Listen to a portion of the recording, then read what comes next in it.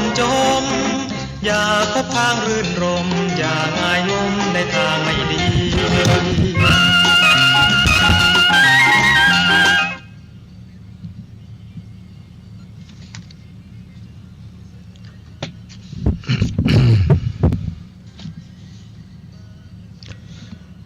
กาลาคตัญจะ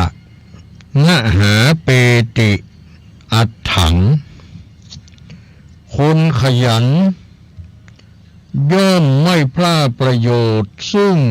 ถึงตามกาลอัฏฐปัจฉากุรุเตโยคังกิจเจอาวาสุสีทติ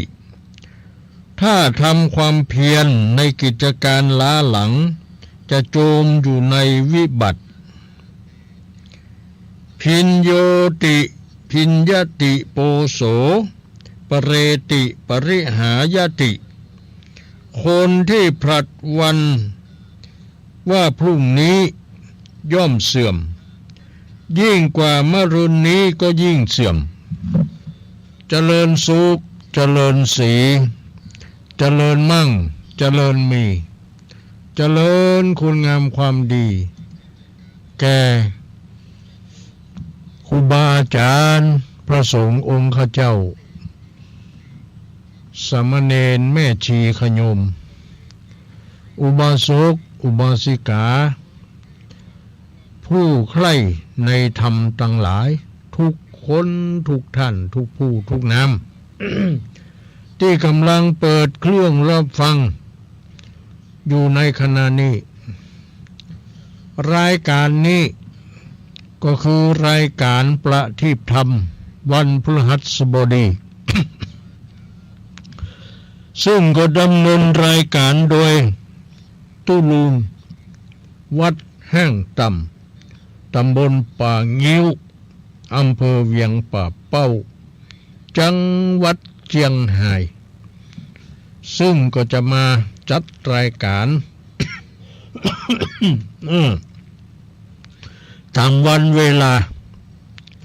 ประมาณ2 ชั่วโมงโดยประมาณทางสถานีวิทยุคลื่นสีขาวเพื่อเจ้าประชา ก็อันมีสถานคือตุลุงได้มาออกอากาศนำเอาพระธรรมคำสอนมามาจ๋ามาอ่านมาเล่าให้ฟังเพื่อจะได้เข้าใจในหลักธรรมคำสอนขององค์สมเด็จพระสัมมาสัมพุทธเจ้า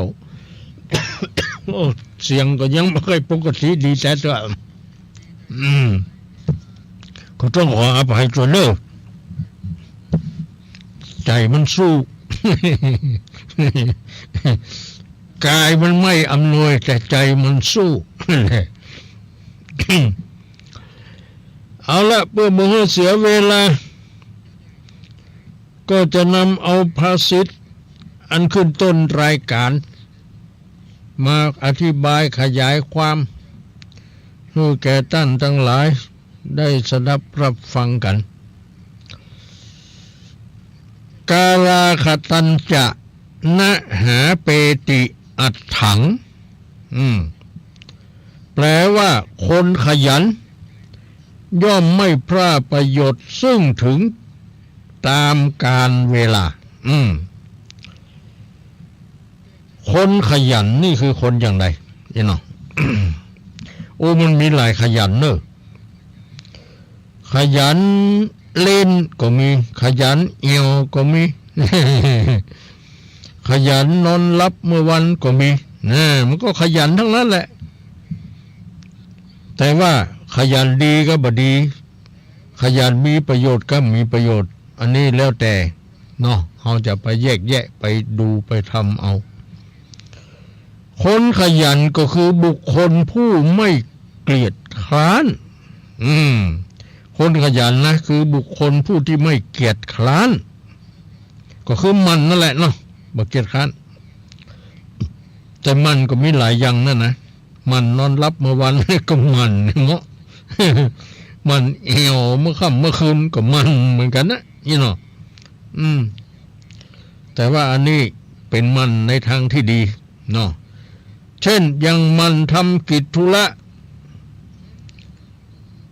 ตื่นตัวอยู่เสมอเป็นผู้ไม่ย่อท้อนี่ไม่เบื่อหน่ายต่อการงานนี่หมายถึงมันตั้งนี้นะคือไม่ย่อท้อไม่เบื่อต่อการงาน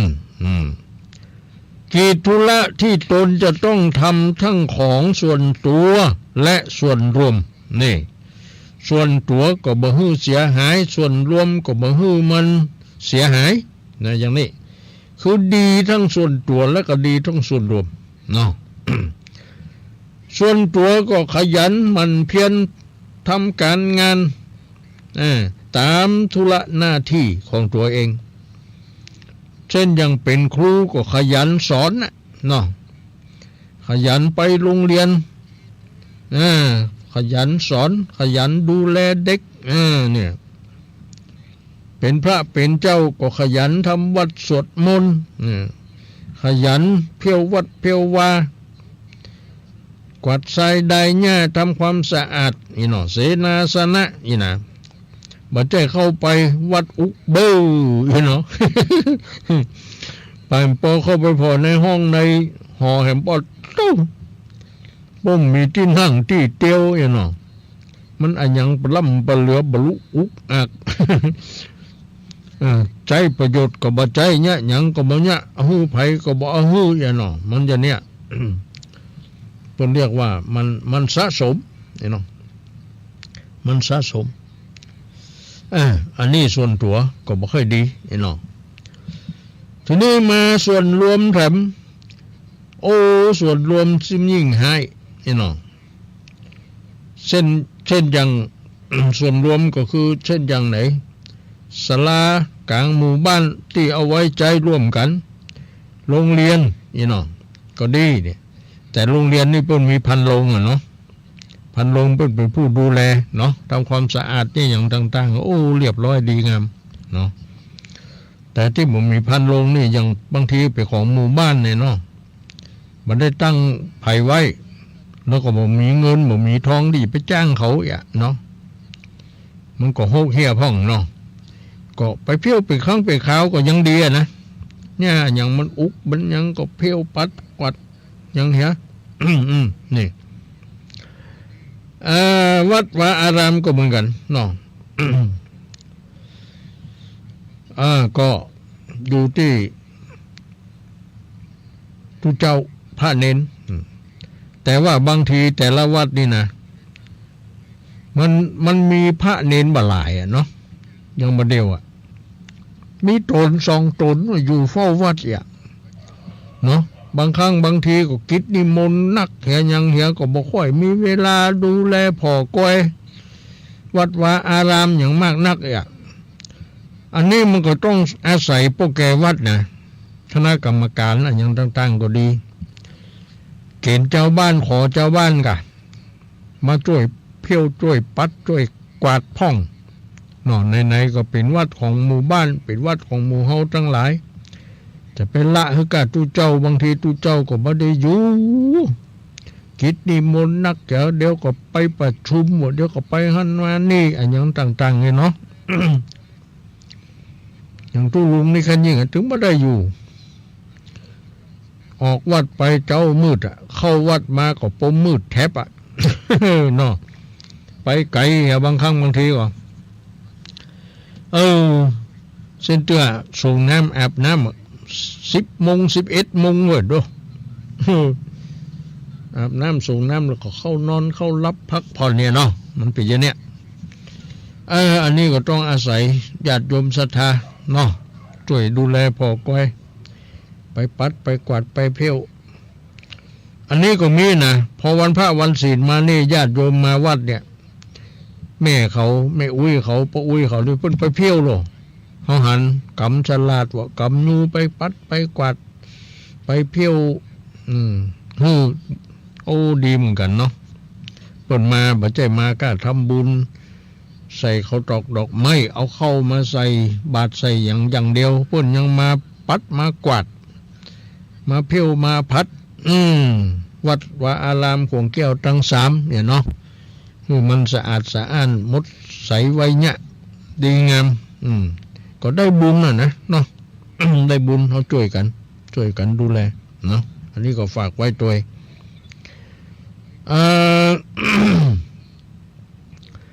คนขยันนี่คือมันบ่เบื่อต่อการต่องานกิจธุระที่คนจะต้องทำนั่นน่ะทั้งส่วนตัวก็ดีทั้งส่วนรวมก็ดีหมดนะถึงแม้ว่าบางครั้งบางทีมันจะมีอุปสรรคอันอย่างต่างๆมาขัดขวางก็บ่ย่อท้อพยายามต่อสู้ฟันฝ่าไปนี่อันนี้เป็นเรียกว่าคนจริงใจ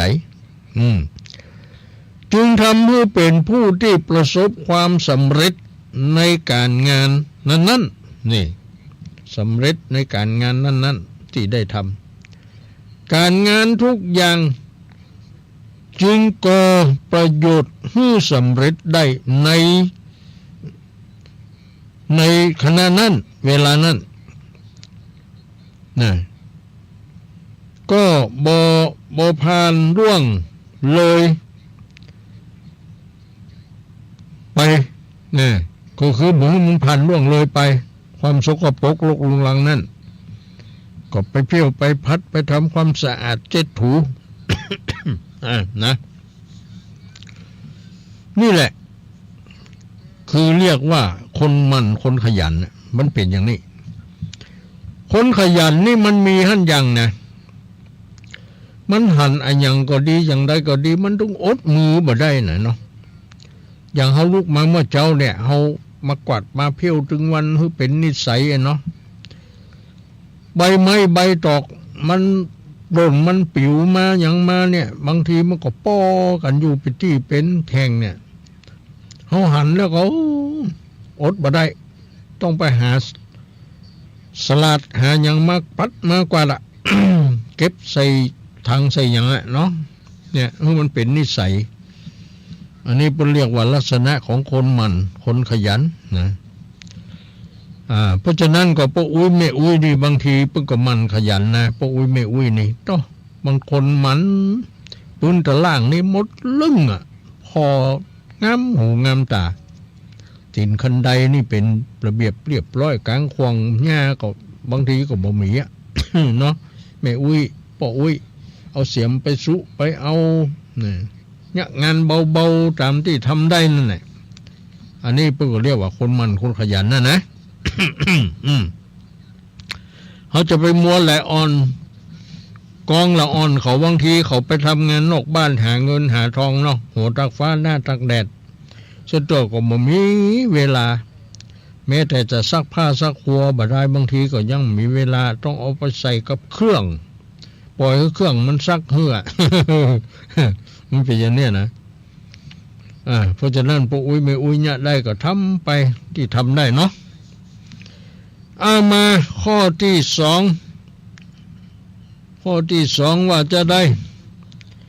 ข้อที่สองนี่ก็บอกว่าอัฏฐปัจฉากุรุเตโยคังกิจเจ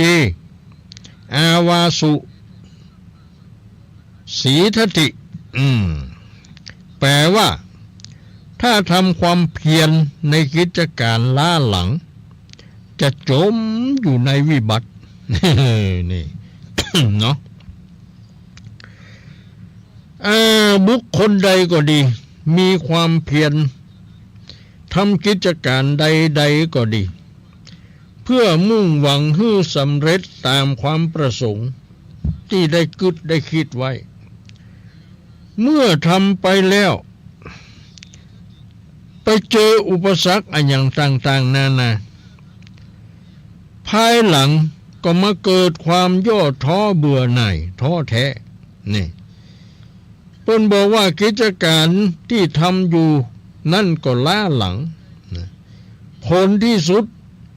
มันก็จมอยู่ในความวิบัติความวิบัติก็คือความบดีนั่นแหละความเสียหาย ความเสื่อมนั่นเนาะ ว่าเจริญนี่นะอย่างพ้นว่าความวิบัติแบ่งเป็น4อย่าง4ข้ออย่างนั้นที่เรียกว่าศีลวิบัติวิบัติแห่งศีลเนี่ยเนาะอาจารวิบัติวิบัติแห่งความประพฤติทิฏฐิวิบัติวิบัติแห่งความเห็นนี่เนาะหรือทิฏฐิความเห็นนั่นน่ะอาชีววิบัติวิบัติแห่งอาชีวะคือการงานหน้าที่การงานอาชีพอะไรอย่างต่างๆวิบัติเนี่ยเปิ้นถึงบอกว่ามันแล้วแต่จะประกอบการชนิดใดๆมันแล้วแต่เขาจะประกอบการชนิดใดๆถ้าเขาทำความเพียรกิจการอย่างต่างๆบ่สม่ำเสมองานต่างๆมันก็ล้าหลังแล้วก็ บัดดำเนินการต่อไปเรียกว่าทำหยุดยังทำละทำขว้างไปเหี่ยวันยัง 6-7 วัน เนาะมันก็ไปแล้วสักเทื่อเนาะ7 วันไปเหี่ยวัน2 วันเนี่ยแต่นอกนั้นก็บ่ได้ไปผลสุดท้ายเอาแง่มันก็บ่เสี่ยงบ่แล้วอันเก่าออกไปยังบ่ได้ไปเทไปขว้างอันใหม่บุ่มดินขึ้นมา มันอย่างนั้นเพราะฉะนั้นเวลาเขาจะทำอันอย่างนั้นเปิ้นฮู้ทำโดยความสม่ำเสมอทำให้มันแล้วให้มันเสร็จนะจะไปเอาทิ้งขว้างละไว้มันขี้คลานนะ นะทำอันอย่างก็ดีนะถ้าทำหมดแล้วละไว้นะมันขี้คลานเนาะขี้คลานไปยุบไปกำขี้คลานไปทำไปอย่างแหมอย่างเนี้ยมันเป็นอย่างเนี้ย เพราะฉะนั้นเขาจะต้องทำแบบด้วยความสม่ำเสมอนะบอกว่าการงานอย่างอันใดนะต้องทำแบบสม่ำเสมอใจความเพียรเนาะความพยายามทำเข้าไปตามกำลังตามเฮงเขาที่มีอยู่เนาะ มันก็จะดีนะกิจการงานต่างๆเหล่านั้นมันก็จะบาล้าหลังและมันก็จะบ่ได้จมอยู่กับวิบัติ ความเสื่อมความอย่างเหล่านั้นมันก็จะเจริญก้าวหน้าไปเรื่อยๆ ก็คือพัฒนาให้มัน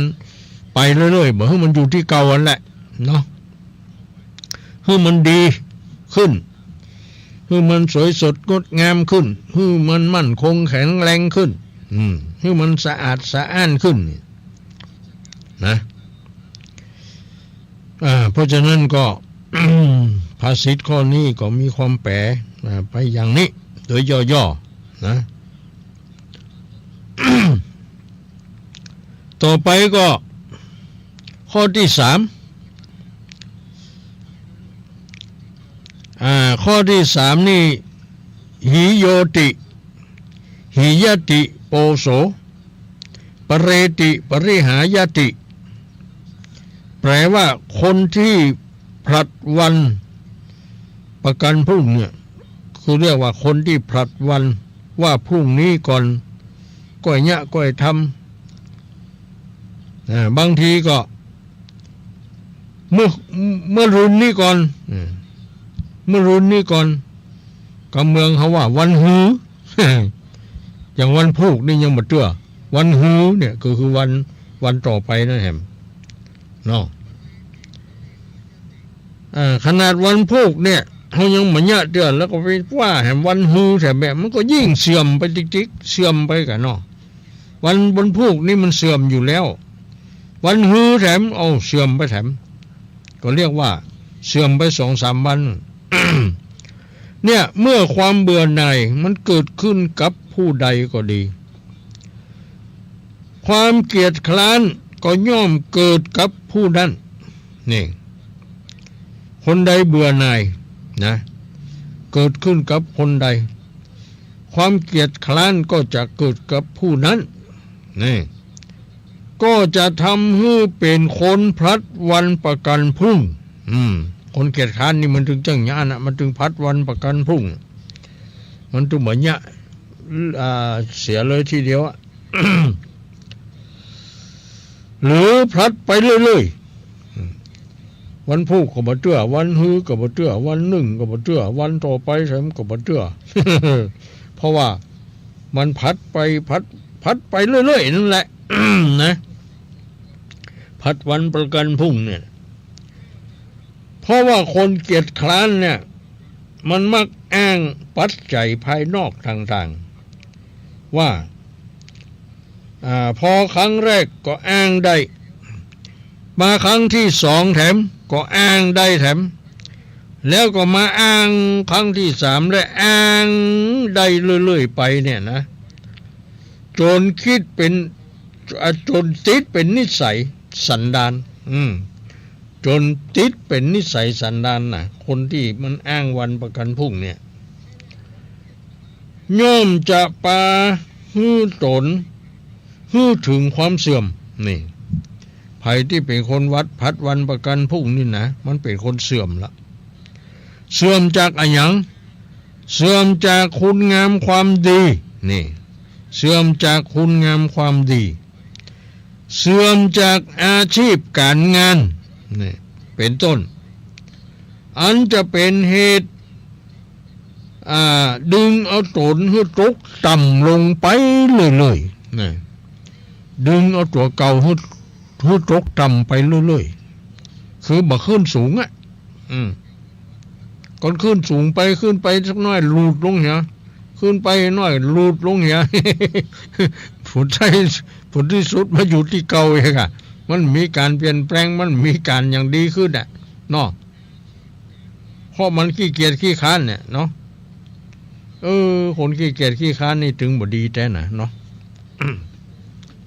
บอกว่าอยู่ในฐานะอันหยังเป็นพระสงฆ์องค์ข้าเจ้าเป็น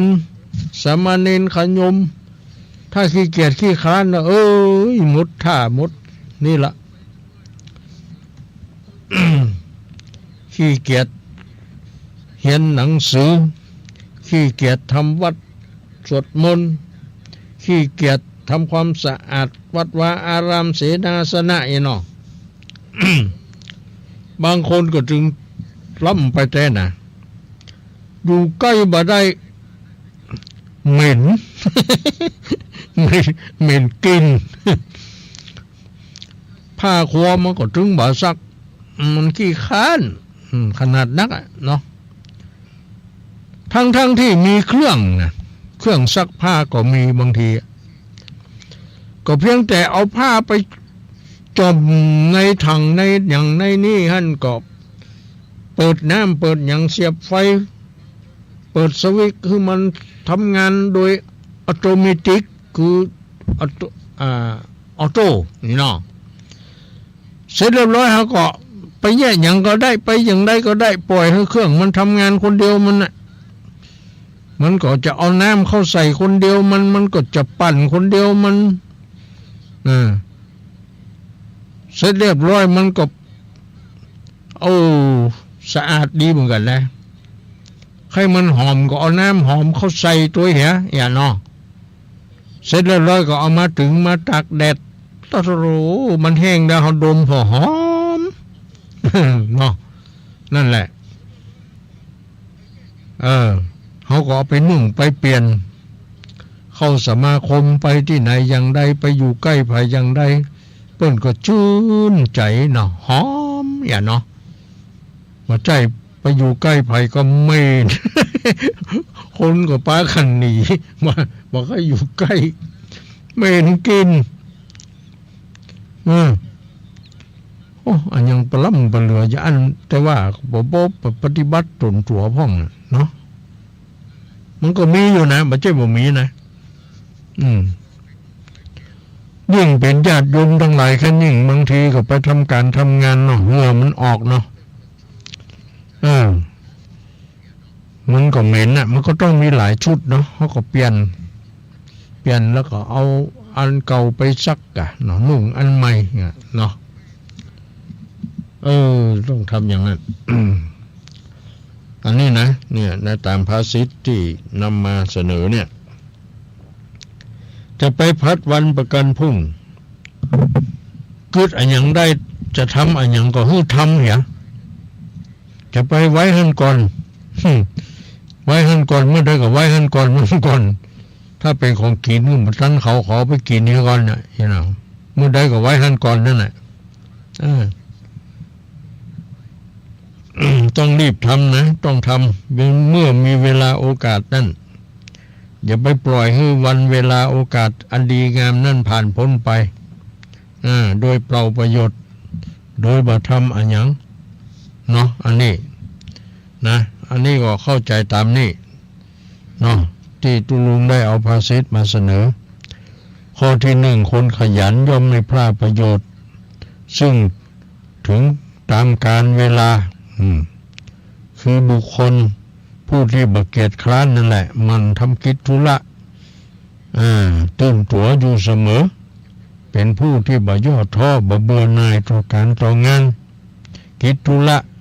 ที่ตนจะต้องทำทั้งของส่วนตัวและของส่วนรวมก็ดีหมดถึงแม้ว่ามันจะมีอุปสรรคอะไรอย่างต่างๆมาขัดขวางเขาก็พยายามต่อสู้ฟันฝ่าไปจะทำให้เป็นผู้ที่ประสบความสำเร็จในการงานนั้นๆนี่ข้อที่หนึ่งข้อที่สองก็คือเรามีความเพียรทำกิจการงานใดๆเพื่อมุ่งหวังให้สำเร็จตามความประสงค์นั้นก็เพื่อเมื่อทำไปแล้วเนี่ยมันเจออุปสรรคอะไรอย่างต่างๆนานามันก็เป็นธรรมดาภายหลังเขาเกิดความท้อแท้เบื่อหน่ายเหี่ยเนี่ยบนยอมแก้ไขปัญหาอย่างนี้กิจการที่เขาทำอยู่นั่นมันก็ล้าหลังนี่เนาะผลที่สุดเขาก็จมอยู่ในความวิบัตินั่นนี่อันนี้ ข้อที่สามก็คือจะไปเป็นคนพัดวันประกันพรุ่งเพราะมันเป็นตังเสื่อมนะมันจะเกิดความเบื่อหน่ายเกิดขึ้นนี่ครับตัวเฮาพอเฮามัวไปพัดวันประกันพรุ่งมันความเกลียดข้านก็ย่อมเกิดขึ้นกับผู้นั้นก็จะทำให้เป็นคนพัดวันประกันพรุ่งอยู่อย่างนั้นวันพูกก่อนวันฮือก่อนวันหนึ่งก่อนอย่างว่าไปนั่นคือพัดไปเรื่อยๆเนี่ยเพราะคนมันเกลียดข้านเนี่ยเนาะมันก็มักอ้างอันนั้นอันนี้อ้างว่ามันร้อนอยู่อ้างว่ามันหนาวอยู่อ้างว่ามันเจ้าอยู่อย่างทำนองเนี้ย ลักษณะของคนขี้ค้านนี่มันถึงอ้างกันเนาะอย่างลูกหลานเขาเนาะเข้าใจมันอย่างมันเนี่ยบึดก่อนอย่า เมื่อใดก็บึดก่อนน่ะถึงบึดก่อนเมื่อใดก็บ่ถึงบึดก่อนสักเทื่อเนาะอันนี้มันเป็นนิสัยนะบางทีบางครั้งอันนี้ก็ขอฝากไว้เนาะก็ว่ากันไปต่อไปอย่างนี้อย่างนี้บรรยายธรรมอย่างนี้ก็จบไปแล้วก็คงจะมาเล่านิทานบุญก็จะได้เตะทำเนาะเอาไปยังไปแยกจะได้มันนะ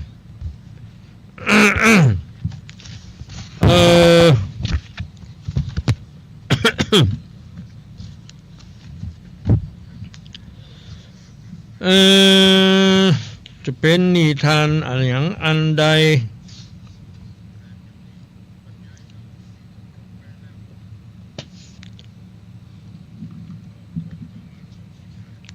ถ้าแล้วนี่เอานิทานอย่างหมูกบนี่เขาอ่านแล้วก็เขาเล่าแล้วก็บอกว่าหมูเนาะมันค่อยลืมไปอย่างนะก็ว่ากัน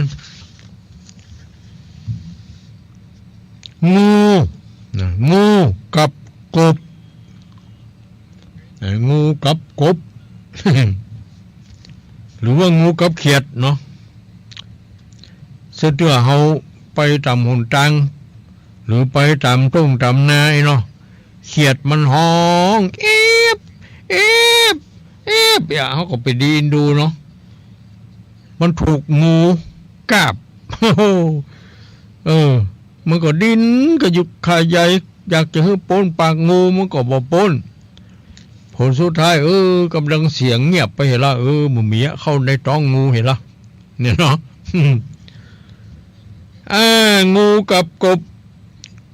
งูตัวหนึ่งนอนหลบอยู่ใกล้กับรากของต้นไม้ใหญ่งูนี่ส่วนมากมันก็จะชอบอยู่หลบอยู่ที่หกที่อุกอ่ะเนาะ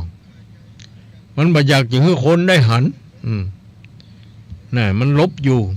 ในหลืบในอย่างอันนี้ก็มันนอนลบอยู่ใกล้กับรากของต้นไม้ใหญ่พลันมันก็เห็นกบตัวหนึ่งกระโดดผ่านมางูมันหันกบ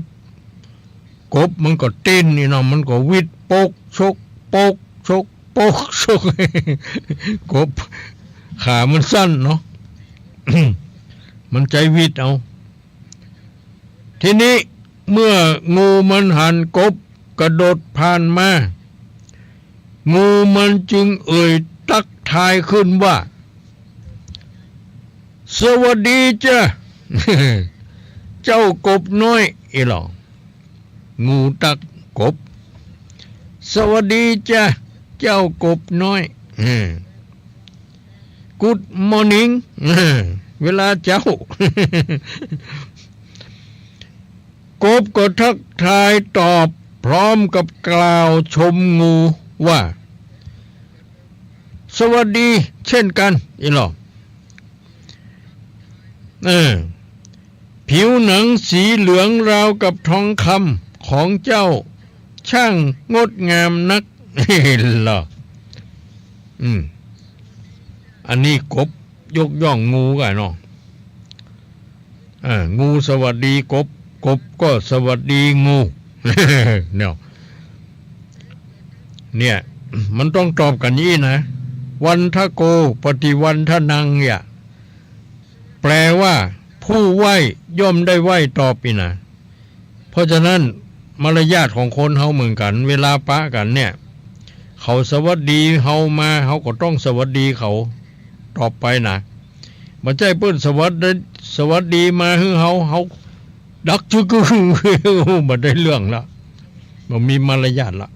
เนาะอันนี้ก็เหมือนกันงูสวัสดีกบก็สวัสดีงูนี่แล้วไปบ่ปอกบมันก็ยกย่องงูแถมว่าโอ้ผิวของเจ้านี่เหมือนกับทองคำนี่หรอ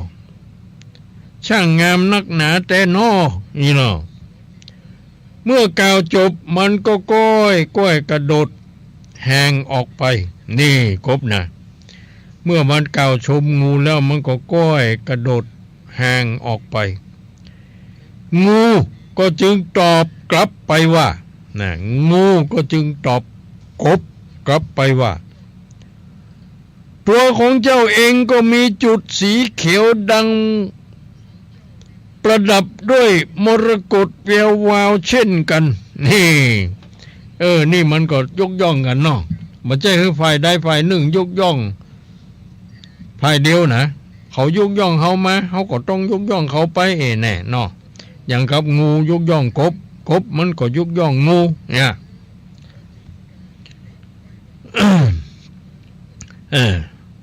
งูก็ยกย่องกบว่าตัวของเจ้านี่ก็มีจุดเขียวดังประดับด้วยมรกตแวววาวนี่หรอเมื่อกบได้ยินเช่นนั้นกบก็จึงกระโดดเข้าใกล้งู ทีแรกมันกระโดดหนีไปแล้วมันก็งูงับมันเนาะคงจะเป็นแผนของงูหมูเนาะยกย่องกบมันได้ยินอย่างนั้นมันก็เข้ามาใกล้มันก็เหมือนกับคนเขาเนี่ยเนาะ ถ้าเขาไผก็ดียกย่องสรรเสริญเฮาว่าเป็นคนดีอย่างอันอย่างอี้แต่เจ้าเฮาจะยิ้มแย้มแจ่มใสเนาะ นี่นะยินดีปีดาเอลอนะมันอย่างเนี้ยในเมื่อกบมันได้ยินดังนั้นกบมันก็จึงกระโดดเข้าไปใกล้งูนะด้วยความภาคภูมิใจงูก็จึงพูดต่อไปอีกว่าเมื่อเจ้าอยู่บนใบบัวเจ้าก็ดูงดงามยิ่งกว่าดอกบัวทั้งหมดนี่งูก็บอกว่ากบเมื่อมันอยู่บนใบบัวเนี่ยมันก็งดงามยิ่งกว่าดอกบัวทั้งหมดแถมถ้วยกบจึงยิ่งกระโดดเข้ามาใกล้นี่กบมันก็ยิ่งกระโดดเข้ามาใกล้งูมากขึ้นมากขึ้นงูก็จึงพูดต่ออีกว่าข้าได้ยินมาว่าเจ้าสามารถมุดลงไปในรูที่เล็กที่สุดได้เจ้าอยากลองเข้าไปดูในท้องที่คดเคี้ยวของข้าไหมล่ะนี่งูก็บอกว่าเจ้านี่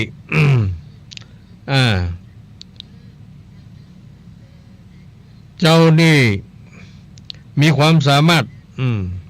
มุดลงไปในรูที่เล็กที่สุดก็ได้เจ้าอยากลองเข้าไปดูในท้อง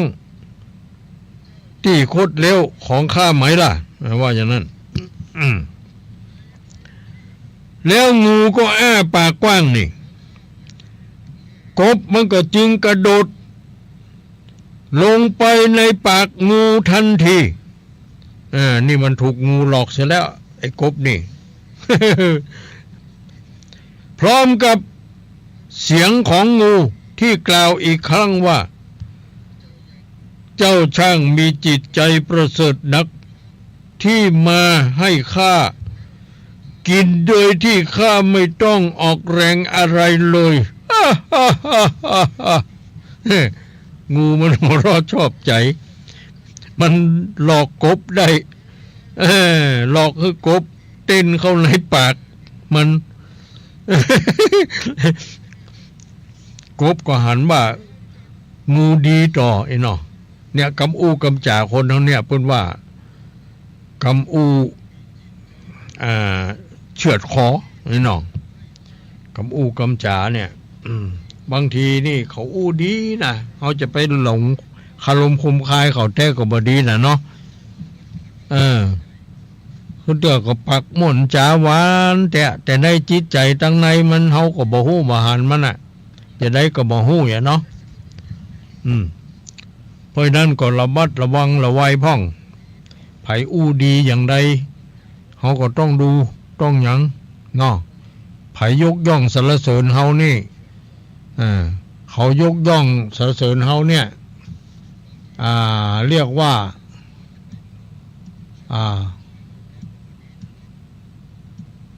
ต่อหน้าสรรเสริญไอ้เนาะรับหลัง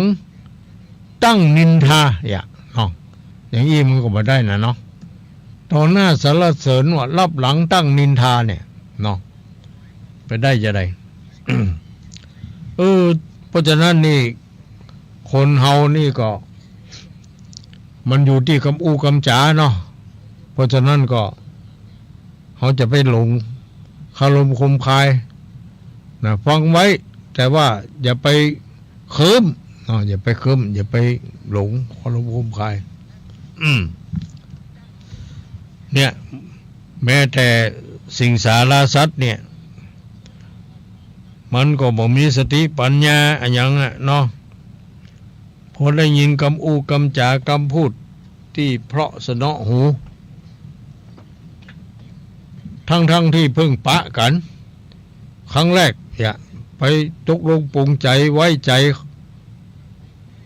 กันเนี่ยมันก็ย่อมเป็นอันตรายอย่างเงี้ยเนาะเหมือนกับกบกับงูเนี่ยอันนี้ นิทานเรื่องนี้เปิ้นก็ถึงสอนให้รู้ว่ากำอู้ที่แสนหวานน่ะมันจะนำภัยมาสู่ตัวนี่ต้องระมัดระวังเนาะกำอู้ที่แสนหวานมันจะนำภัยมาสู่ตัวก็เหมือนกับงูอู้กับกบนี่แหละเนาะงูอู้กับกบเนี่ย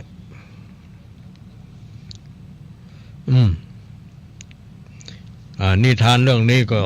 มีเพียงเท่านี้นะก็เอาเป็นอุทาหรณ์สอนใจก็แล้วกันเนาะมันใจนิทานนี่มันเป็นนิทาน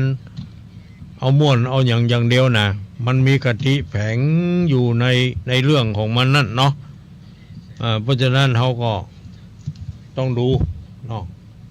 อย่าไปเชื่ออย่างมากนักนะ อันนี้ก็ว่ากันไป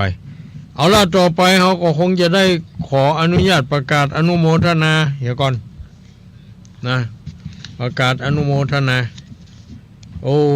อันนี้ก็มีญาติโยมFC FC ก็คือผู้ฟังรายการเนี่ยเนาะผู้ติดตามรายการเนี่ยอยู่ใกล้ก็มีอยู่ไกลก็มีเนาะอันนี้ก็จะขออนุญาตประกาศอนุโมทนาที่ได้บริจาคเป็นค่าน้ำค่าไฟมาเนาะบำรุงก็ขอเทบุตรเทวดาพญาอินทร์พญาพรหมพญายมราชคุดนั่งน้ำประไมไอสวนสิ่งศักดิ์สิทธิ์ทั้งหลายจงได้รับฟังสนำจำชื่อไว้จดไว้ในหลับเงินหลับคำเนาะอันนี้ก็ บางทีก็อาจจะซ้ำก็เป็นอย่างเนาะรับจากอันนี้บอกว่ารับจากแม่แดงเขียวสุภาเนี่ยบำรุงไฟฟ้าสถานี300 บาทรับจากแม่อุ้ยวรรณาพิรมบ้านสันสรีเวียงปะเป้า200 บาทโดยการผ่านท่านมหาเสาแก้วเนาะมารับจากแม่น้อยแสนเตจะนี่ก็ผ่านท่านพระมหาเสาแก้วมาเนาะ100 บาทนะรับจากพ่อหลวงวินรับจากพ่อหลวงวินชัยมุนบ้านสันขี้เหล็กตำบลเวียงกาหลงเวียงปะเป้านี่แหละ100 บาทรับจากแม่สายพินมุกดานันบ้านป่างิ้วเวียงปะเป้าเฮานี่แหละเนาะ100 บาทรับจากแม่สีพันบ้านสันโตบำรุงค่าไฟอันนี้ทุลุงไปสวดเจริญพุทธมนต์ไปนั่งปกที่เปิ้นนั้น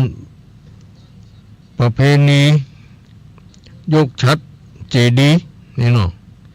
เปิ้นมีการสวดมนต์ตันกันโดยก็มีการเทศน์ธรรมโดยพอดีโยมก็เลยเอามาบริจาคที่น้องแม่สีพันนี่นะบ้านสันโตเวียงปะเป้าค่าไฟ100 บาทรับจากแม่สายเนี่ยบ้านสันโตแหมค่าไฟเนี่ย50 บาทเนาะรับจากแม่ล่าบ้านหนองยาวอันนี้ฝากอันพี่พินมาฝากพี่พินมานะแม่ล่าบ้านหนองยาวฝากพี่พินมาเอามาฮู้ตุลุงแล้วเนิ่งรับแล้ว100 บาทเนาะสาธุอนุโมทนานะแล้วก็มีแม่ครูอารีพันธ์นี่เนาะแม่ครูอารีพันธ์ศรีวิริยะไมยเนาะคงจะถูกกันเนาะศรีวิริยะไมยอำเภองาวนะอำเภองาวจังหวัดลำปางนะบอกว่าบำรุงค่าน้ำค่าไฟตุลุงว่าอย่างนั้นจำนวน200 บาท ได้รับแล้วหนึ่งแม่เนอร์แล้วก็พร้อมด้วยผ้าเจ็ดเท้าอีก3 ผืนได้รับเรียบร้อยเนาะแม่เนาะอันนี้ต้องขอสาธุอนุโมทนานะแม่ครูอารีพันธ์ศรีวิริยะไมเป็น FC ของตุลุง อยู่อำเภองาวบุญนี้บ่ตายเขาควายล่างบงเขาคงจะได้เห็นปะปุ๊บได้หันหน้าหันตากันเนาะแต่แม่นี่หันแล้วหันในนั่นน่ะเนาะหันในปฏิทินน่ะ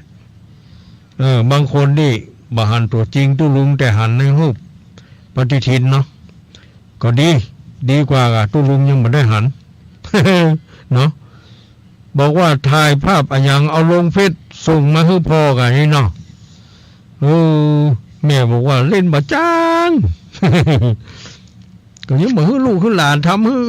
กันเนาะนี่นะอนุโมทนาสาธุเนอะ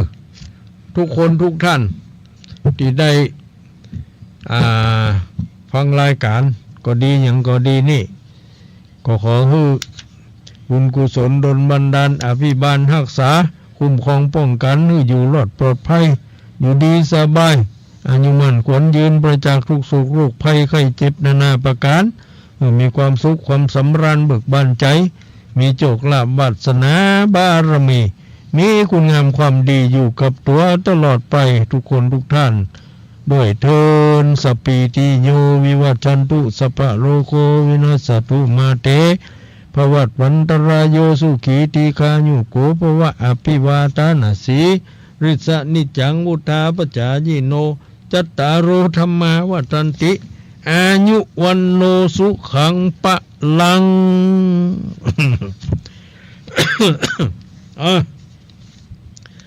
กำเดียวจะได้เทศทำนานทำสุริยะวงไกรสอนผูกที่3นี่เนาะผูกที่2นี่เขาเทศไปแล้วเนาะต่อมาต่อผูกที่3นี่กันเนาะต่อผูกที่3ทำนี่มันมีกี่ผูกเนี่ยหลายผูกอยู่นะมี6ผูกกำลังผูกที่3อยู่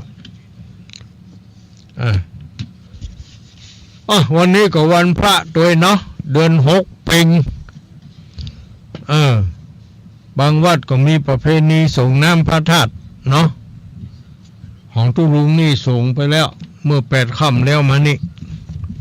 จะเอาเดือนเพ็งก็เขาเอาไปเห็นหมด เขาแปลงธาตุมาลุ้น ก็เลยเอา8 ค่ำเนาะ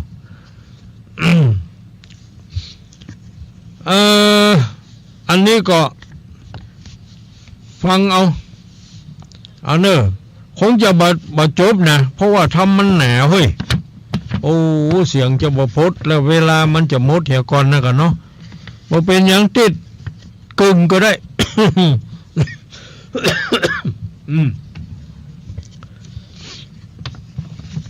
เอาเนอะศีลนี่อยู่กับตัวทุกคนมีศีลละว่าต้องเอาก็ได้เขาตั้งเจตนางดเว้นเหี่ยก็เป็นศีลแล้วละเนาะ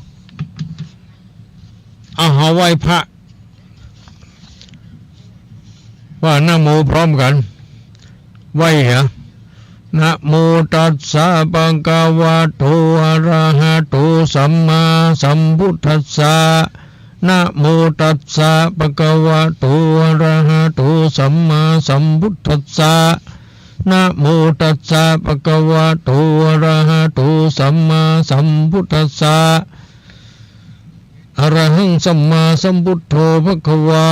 พุทธังภะคะวันตังอภิวาเทมิสวาขาโตภะคะวะตาธัมโมธัมมังนะมัสสามิสุปฏิปันโนภะคะวะโตสาวกสังโฆสังฆังนะมามิเอาเนอะตั้งใจละฟังธรรมสุริยะวงไกรสอนผูกที่3จะได้เทศต่อไปนี้แล้ว นะโมตัสสะภะคะวะโต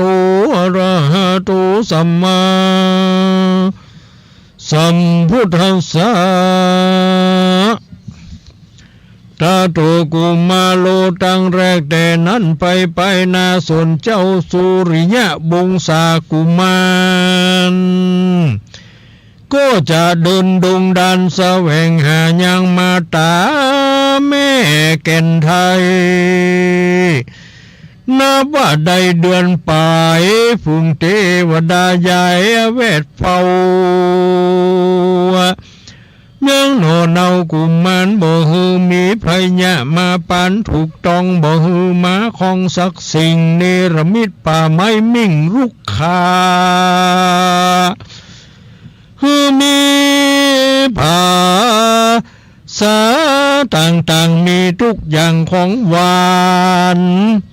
มีจูประการจื่นจ้อยมีตั้งกล้วยอ้อยและหมักพวงไฟลูกฟุกใส่หอมหุ่นหมากม่วงมื่นและกาโซหมากโกโลและหมากหาดขนุนเบงมาดละมัวและมังคุดต้นหมากมุดเฟืองแผ่นตั้งหมากแห่นและหมากถอกมีทุกสลอกเป็นกอหมากสมอและม่วงไข่มีรสใจสามานส่วนตนองค์คลานกำพระก็ตั้งนาโตมักกาอันเทวดาหากาช่วยแสงเนรมิตแห่งต่างไปเจ้าก็อดใจกินลูกไม้ยังก้อยได้สืบจีวังโอ้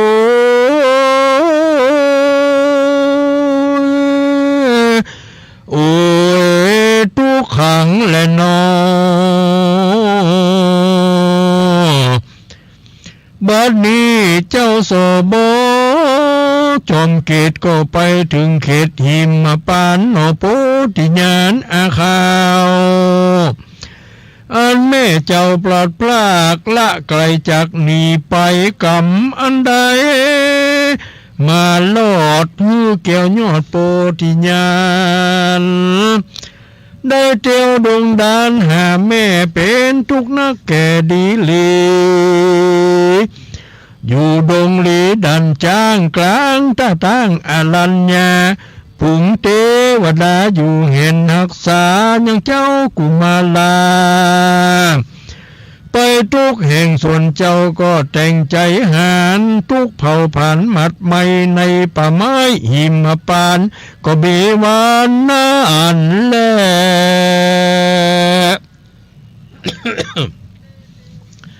เตมาทังบากาสินตุสัทธาอาหาสัทธาอันว่าสัพพัญญูพระพุทธเจ้า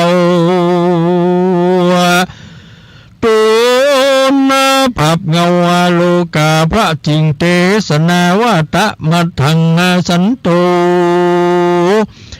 มหาสลังเตปะกุมาลีดังนี้เป็นตนภิกขเวดูราภิกขุตั้งหลายนี่ไงนี่ยังจักจะถึงยังพระละสีเหลืองโบเศร้าชื่อว่าระสีเจ้าไตรคำอยู่ดงดำป่าเศร้าตุนต้านเจ้าตะลงทำประเสริฐมีวัดสาเลิศแสนกุดปีเจ้าก็มีอาสมโบสถ์ศาลาอยู่ในหิมปานหิมวันนาวิราชเป็นที่ราชสันธานอันเปียงงามสะอาดดูวิราชอันงามติดต่อตามปราทิตตามจารีตบัวรานละสีบ้านอยู่ในป่าแสวงเอวล่าหาพาลาเมื่อพุนจาทุกเมื่อมีส่วนดอกไม้เลื่อเรืองงามเป็นมหาอารามวิเศษก็โดยเหตุเมตตาธรรมก็กัจฉิสุขังมีมากนานา สปาพาลามีมากมูลาหักมีลายปลูกยังใหญ่หมากม่วงเป็นเขตขวางอาสมมีนางอุดมโนฟ้าอันเป็นลูกลาองค์อินมาปฏิสันธิเกิดในกำเนิดดอกบัวบานกลางสะถานสะใหญ่มีดอกปันไข่เนืองนองดอกบัวบานของเกี่ยวกิ่งหลายรถยิ่งแสนดวงดอกโกมุดพวงเลืองเลือหอมทุกเมื่อหันหน้าหวนดอกกาดวงกวนบูหลากนางน้อยหนักมาปฏิโซนกลางดอกบัวเงินกลางเถื่อนดอกปันเพื่อนบัวคำออกใหญ่คำแถวทีบัวแก้วกลี้เขียวขาวดูเปิงเป่าวิเศษนางมนุษย์นางมนุษย์มณีเตศสาวจีรัศมีงามสะอาดรัศมีเจ้าหักเล็งดู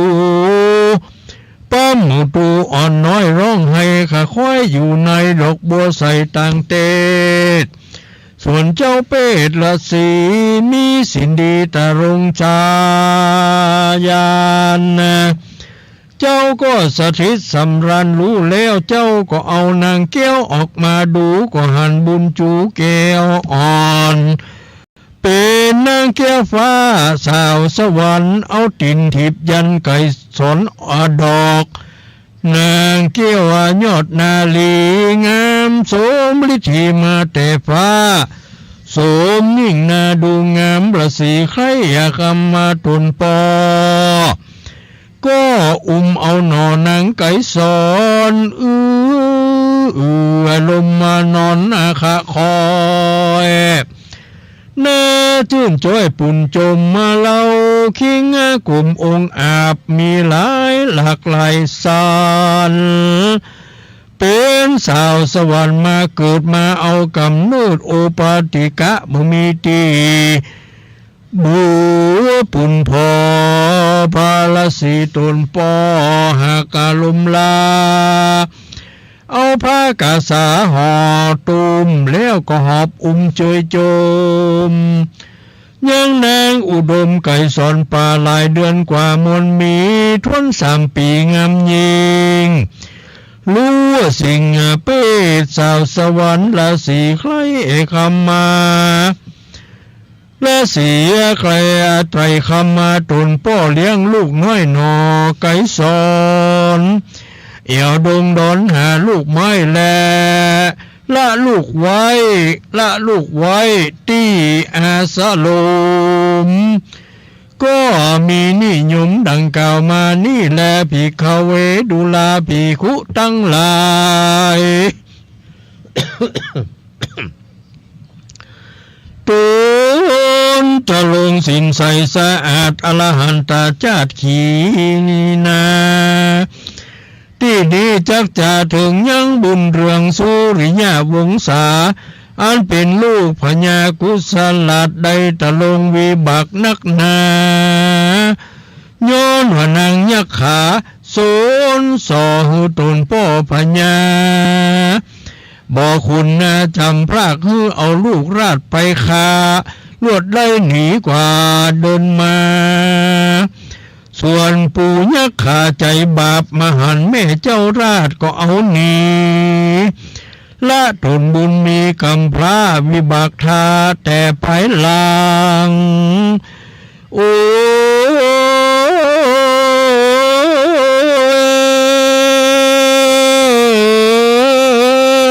ทุกขังเสนโศกสัตว์ในโลกสงสารจีละการนั้นบ่เที่ยงมันตะลงทุกต่างอยู่เลิงกวนล่ำเพิงใจเป็นดังเราไทยสอนมานี่แหละนาส่วนเจ้าสุริยะวงศ์กำพร้าก็ตั้งหน้าสู่ทางไป อันเทวดาในคงเขตหากมาเนรมิตเปตพลาสารเพื่อเป็นอาหารมวลมากเจ้าบกันอยากสักอ่านหลายคืนวันก็ไปลอดยังอาสมบุตรเจ้ายอดละสีกลางดงลีประเทศแห่งเจ้าตนวิเศษไตรคามฝูงเทวดาหากนำไปไกลที่นางไทยไก่สอนยาเมื่อเจ้าองค์อ่อนและสีเข้าสู่ดงลีกลางป่าเพื่อเอวล่าหาหัวมันนางฟองจันไก่สอนดอกไม้เล่นเสาะไซไปนอกขี่เตี้ยข้างคอกอดอนสายตื่นเองได้มีเสื้อผ้าดังดวงแก้วกำพร้าคำมาตกดินดำมาปกรูปมนต์สาวรูปแห่งเจ้าเขาใสสมนางไว้แก้วกิ่งลินหลายสิ่งนานายามนั้นเทวดาตนอยู่เฝ้ายังนอพระเจ้าสุริยวงศาก็ป่าเจ้าเดินมารอดอาสลมบุตรเจ้ายอดระสีก็มีแล้วก่อนเจ้าไปรอดแล้วพระนอเกอทอดตาหันยังศาลาก็บ่ได้ยินเสียงปากคนใดยินสงใจสนยินสงสัยกลัวเป็นหุ่นยักษ์เทาจริงค่อยโคตรเข้าเสียงตามบุญก็หันนางนวลเล่นผู้น้อยเล่นฝุ่นสาซ้อยไปมาเจ้าสุริยวงศาก็รีบเข้าไปสู่นางโนไทยไก่สอนนางได้พอหันใจมนดูหลักพอเต้ก็หักดูงามมีวัฏฐานุ่งผ้านางคำผ้าจริงลุกแล่น เข้าไปที่อยู่เอาผ้ายังอัวตนมาแล้วนุ่งวัฏฐาห่มห่อตะลงแต่งนอจอมแปงแล้วก็เย่งมารอดใกล้เจ้าหนอไทยสุริยวงศ์แล้วจับเอาแขนองค์ที่ลาดนางน้อยนาดกล่าวจาว่าดูลาเจ้าสหายเจ้าจุงมากินลูกไม้หัวมันกับด้วยกันก่อนเตอะส่วนพ่อข้าชื่อว่าไตรคามยังไปเอี่ยวดงดำจะเดินกว่าแสวงเอี่ยวล่าหาหัวมันยังไปตันขึ้นมาขอกุมาลาสหายจึงหรือพันภายอยู่ทายังพ่อข้าก่อนเตอว่าอ่านแต่ตาในกาลายามนั้นส่วนอันว่าเจ้าสุริยวงศ์เจ้าก็ล่ำเปิงไปว่าฐานะที่นี้ร้อยว่าเป็นอาสลมแห่งบรมราศีเจ้าและลือ ก็ว่าเจ้าบุญลือล่ำเปิงแล้วเจ้าหนอแก้วก็อยู่เล่นกับโดยนางนาดไก่สอนตามภาษาละอ่อนน้อยเล่นค่อยกับกันก็มีวันนั้นแลตาโตแต่นั้นไปพระฤาษีอุดมก็มารอดอาสาลุมศาลาเจ้าก็มหาราศีตุนโป้ก็หันน้อยนอสุริยวงศาเป็นกุมาลาอ่อนน้อยเล่นค่อยกับลูกตุน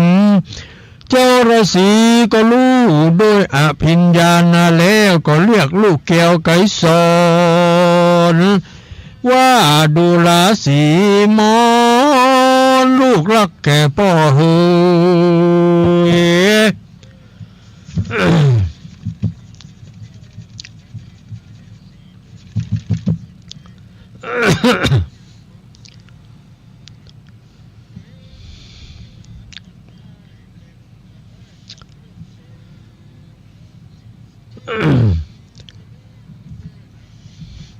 เจ้าว่าหนอแก้วก็อยู่เล่นกับด้วยนางไก่สอนตามพระศาลาอ่อนน้อยเล่นขาค่อยกับการแต่นั่นพระราศีอุดมก็มารอดอาสาลุมศาลาเจ้าก็มาหาราศีตุนปอก็หันน้อยหนอสุริยะวงศาเป็นกุมมาลาอ่อนน้อยเล่นข้าคอยกับลูกตนเจ้าก็รู้ด้วยอภิญญาณแล้วก็เรียกลูกแก้วไก่สอนว่าดูลาสีอมรนาลูกรักแก่พ่อเฮยวันนี้พ่อก็ดูมันได้ลูกไม้ยาหวานมามากขอหนออินลูกรักเต้าจุงฟังเฝ้ามาไวเมื่อนั้นนางไก่สอนน้อยนอได้ยินกำป้อเรียกหานางจึงรีบมาโนทนามาสู่ป้อตนแล้วนางหนอแก้วก็เจนจ๋าว่าข้าแด่พระฤาษีเป็นเจ้าวันนี้ข้าลูกเต้าก็หันคนน้อยมาเล่นอยู่กับข้าบ้านนี้มันก็ยังไปหนีไปเตื้อแลเจ้าฤาษีจึงกล่าวว่าเจ้าจุงไปเอาคนน้อยมาดูมาให้กูพ่อพอจักเล็งพอดูก่อนแลนางไก่สอนก็ออกจากตักป้อโตนแล้วก็รีบไปเอาเจ้าสุริยะวงศ์กำพร้ามาหาป้อแห่งโตนก็มีหันแลโยอาจุโตเมื่อเจ้าฤาษีแต่ไรคำได้หันเจ้าบุญนำสุริยะวงศ์กุมารก็หูลักษณะแห่งโพธิสัตว์เจ้าก็คนิ่งในใจว่าใจผู้นี้หากเป็นลูกเต้าพญาเมืองไกลมาแล้วใจผู้นี้หากเป็นมหาปุริสะนอพระพุทธเจ้าตนประเสริฐเปิงมีแลว่าอันแล้วเจ้าสุริยะวงศ์กุมารก็ย่อมือไว้เจ้าฤาษีตนป้อเจ้าก็กล่าวคาถาว่าอาทิสุขังดังนี้ข้าแด่พ่อฤาษีเป็นเจ้าเมตตาธรรมอันพ่อฤาษีมากระทำสมานาธรรมในป่าสุขังก็ยังก้อยมีความสุขโดยลูกไม้และหัวมันก็ยังป้อสันจลือ มักกาอันว่าเนื้อเบื่อข้าหนองของป่าเหลือบยุงล่าตั้งหลายเขาบ่มากายเบียดเบียนแก่เจ้ากวนจะลือเมื่อนั้นเจ้าฤาษีก็กล่าวว่าสัพพะทุกขานาทีอันว่าทุกทั้งหลายก็บ่มีแก่เราสักสิ่งแลมูลภาลาอันว่าลูกไม้และหัวมันอันเป็นของฉันต่างเขาแห่งนักบวชเจ้าทั้งหลายก็ยังมีนักโปสันบ่ลำบากสั่งเล่าแล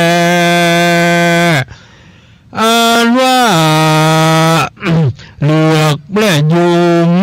ของป่าทั้งหลายเขาก็บ่มาหิงสากระทำตูด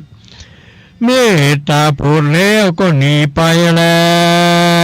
แต่หวังอันว่าเจ้ากุมารลูกจากสถานที่ใดมา หรือมีใจมาใคร่กระทำสมณธรรมบวชเป็นฤาษีกับด้วยเราอัญจา เมื่อด้านเจ้าสุริยาวงศ์หนอเจ้าจริงน้องเก้าวันตาวายตาประสารสีว่าอันว่าผู้ฆ่านี้ก็เกิดมากับด้วยนางเมฆาวดีเทวีอันเป็นอัครมเหสีแห่งพญากุสราชเสวยราชสมบัติอยู่ในเมืองปัญจรนครส่วนพระญาเจ้าตนพ่อก็มีอัครมเหสีใหม่แถมเล่าส่วนนางผู้นั้นก็มาสนสอว่าแม่ข้าบดีกว่าลือเอาไปอยู่ในกลางป่ายามนั้นข้าลับอยู่ในป่าไม้ตีนานบอกว่าแม่แห่งข้าไปสู่ที่สะอาดต่างใดจริงลวดหลุมหุ่นต่างก็บ่จวบปบแม่แห่งข้าต่างใดสักแห่งก็เต้าเวบุญตาลงวิบากมากนักหนาบัดนี้ก็ได้มาหลงมาพบพ่อฤาษีเป็นเจ้าก็เต้าจักมาเอาอย่างพ่อฤาษีเป็นตีเปิงมักว่าข้าก็จักอุปถากอย่างพ่อฤาษีเจ้าตลาบมีชีวิตจะและว่าอ่าน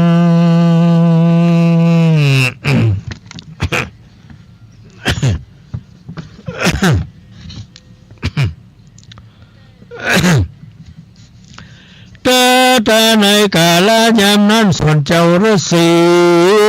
ก็เล็งดูด้วยอภิญญาแห่งตุนเจ้าก็อุ้มเอาอย่างเจ้าสุริยาวงศ์กับตังนางไก่สอนไว้เหนือตักแล้วพระฤาษีเจ้าก็ตามยังมหาสัตว์เจ้าหูเป็นลูกแห่งตนแล้วก็ใครสอนเปตอันวิเศษแก่ลูกตนจุปการเจ้าราศีแต่หลายคำก็เอาค้อนกระบองอันวิเศษคือแก่ลูกตนเล่มหนึ่งส่วนเจ้าสุริยาวงศ์ก็อุปถากอย่างเจ้ายังพ่อเจ้าฤาษีตนนั้นนานได้หลายเดือนก็มีแลสักกูปีเมื่อนั้นพญาอินตาตนอยู่ฟ้าตนอยู่จันฟ้าถาวติงสาก็นำเอามายังธนูทิพย์อันมีเตจาฤทธิอันมากนักกับด้วยดาบสลีกันใจอันมีเตจามากนักก็ซัดตกลงมาสองหน้าแห่งเจ้าตาประสารสีก็มีแลส่วนเจ้าฤาษีก็หันยังธนูและบาปก็หันยังธนูและดาบอันตกลงมาสองหน้าแห่งตุนสันนั้นแล้วเจ้าก็กล่าวว่าธนูและดาบอันนี้ก็หากเป็นของมงกุฎแก่ลูกกูว่าอ่านแล้วเจ้าก็มาเนรมิตยังศาลาไว้ภายนอกเจ้าก็ร้องเรียกเอา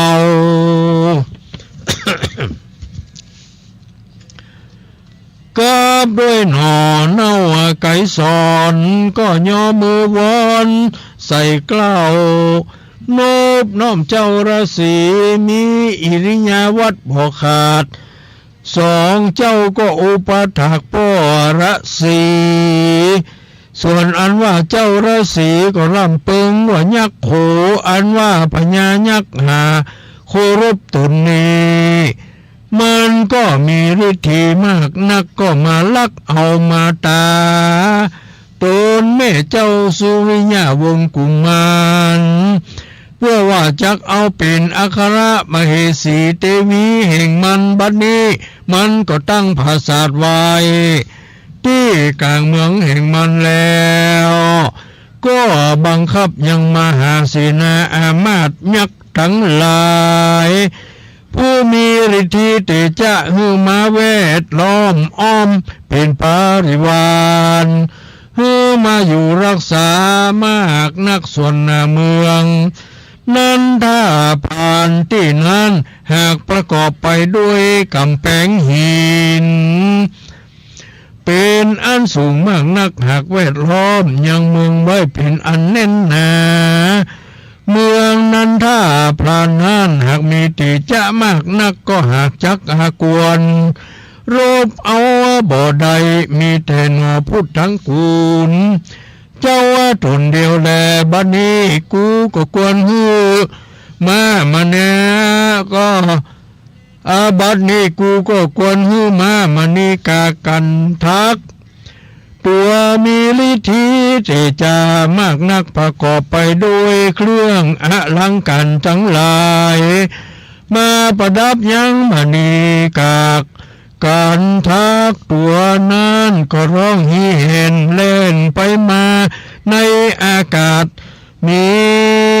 สินหาตาองค์อาจมากนักแล้วเจ้าและสีก็สั่งยังมาเกี่ยวกันนาทักคือแก่ลูกที่ฮักแห่งตนผัวชื่อว่าเจ้าสุริยวงศ์กุมารก็มีแลนะผูกนี้เต้าอีก่อนและก็ยังบ่สำเร็จเสร็จสิ้นเตื้อเฮาก็ให้ฟังกันต่อในวันพฤหัสหน้าวันพฤหัสนี้เต้าอีเต้านี้ก็ว่าลงโปงไว้ก่อนแลเต้านี้ก่อนเต้าอีแต่นะ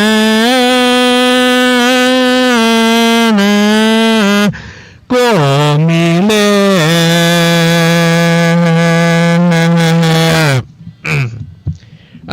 ก็ยังมาสำเร็จเสร็จสิ้นตัวเอาตึกเต้าอีก่อนเพราะว่ามันหนา เขาก็ให้ฟังต่อกันเด้อฟังต่อกันในวันพัดแน่น้อง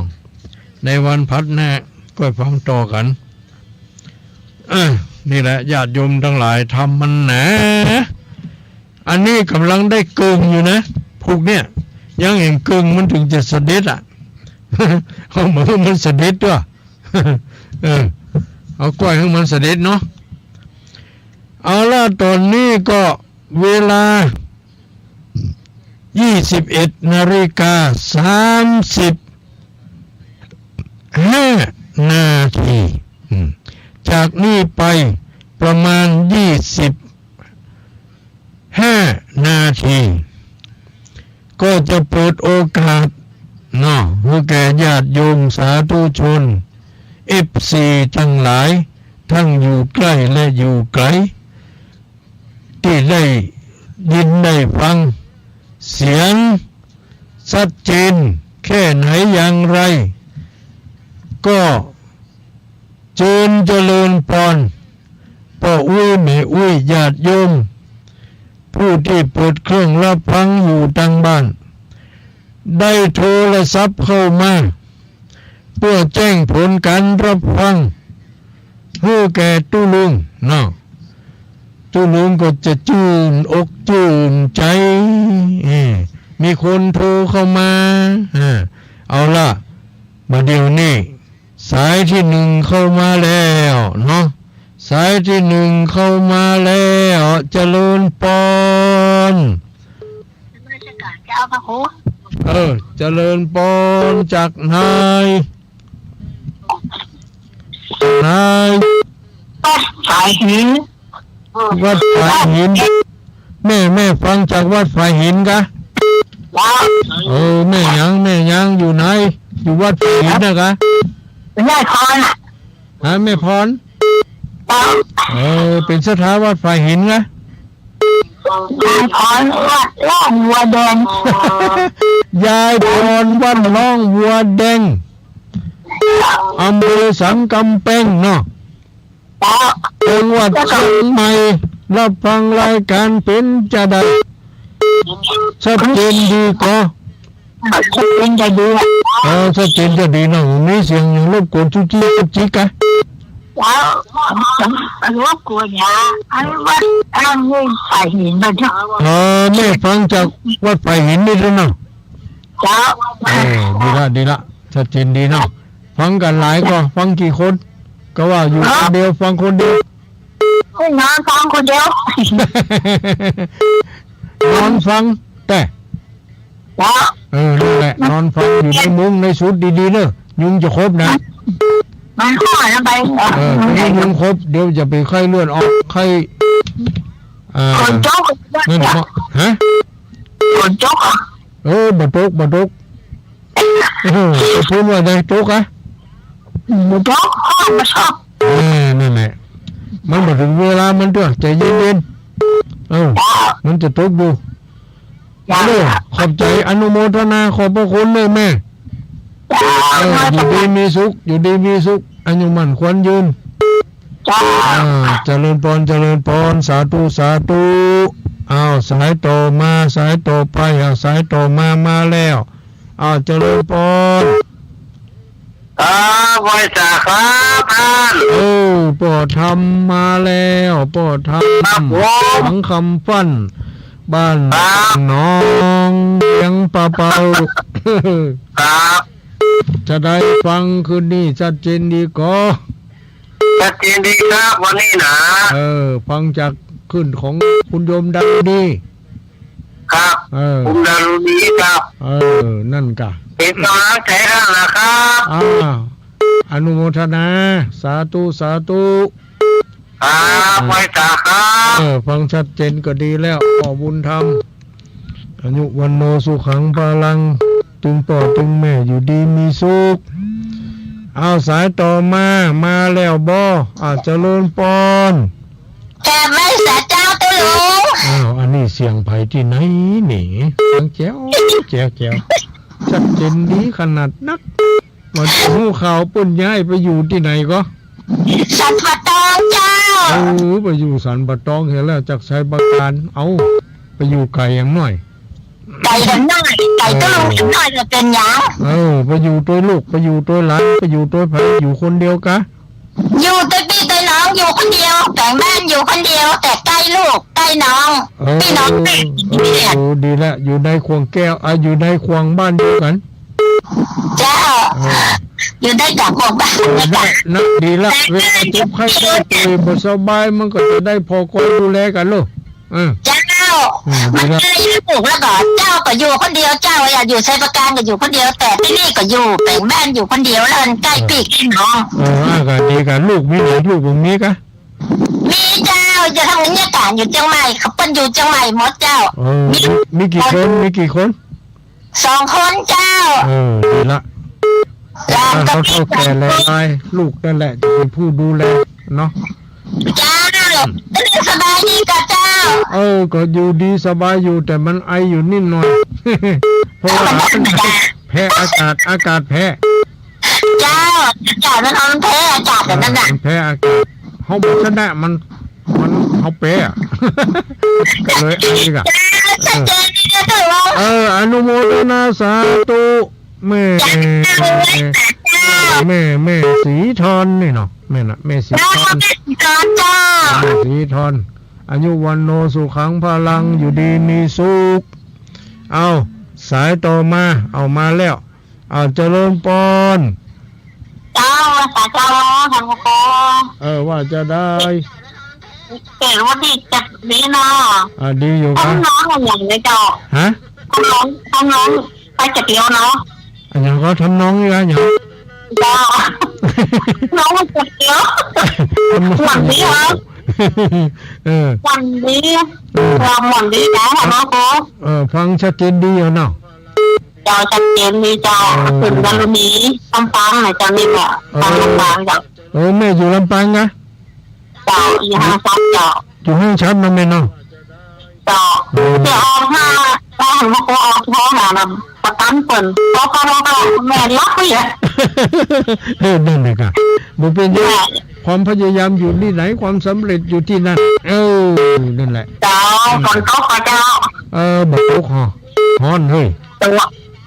ลำปางตกเจ้าลำปางตกเนาะเจ้ จ้าวันนี้ห้องคันมาพอน้อง โอ้เดี๋ยวจ้าวันนั้นเขาก็ไปเราลำปางเขาไปที่ปุ่นอ่ะบ้านจอมปิงบ้านสีดอนมูลนี่กันอย่างปุ่นอ่ะ อ๋อ ไปงานศพจอมปิ้งจอมปิงอำเภอโกคาก็ฮะต่อมาอันนี้ร้านหมูก็ปีเขาว่าทำพอโค้งแต่ว่ามีไก่ทำก็เนาะที่ไหนว่าไม่กล้าอย่างนั้นอ่ะผมจะต้องจ้ะนั่นน่ะเจ้าเป็นกำลังใจไหมเจ้าอนุโมทนาเนอสาธุเนอแม่ชื่อฮะแม่พี่สมัยเจ้าแม่พี่สมัยอยู่แถวนากรมห้างชัดเจ้าห้างชัดติดตามตลอดแล้วมาตั้งเพิ่มดีละแม่ใครเครียดเจ้าสาธุเจ้านั่นแหละจิตใจมันจะได้ส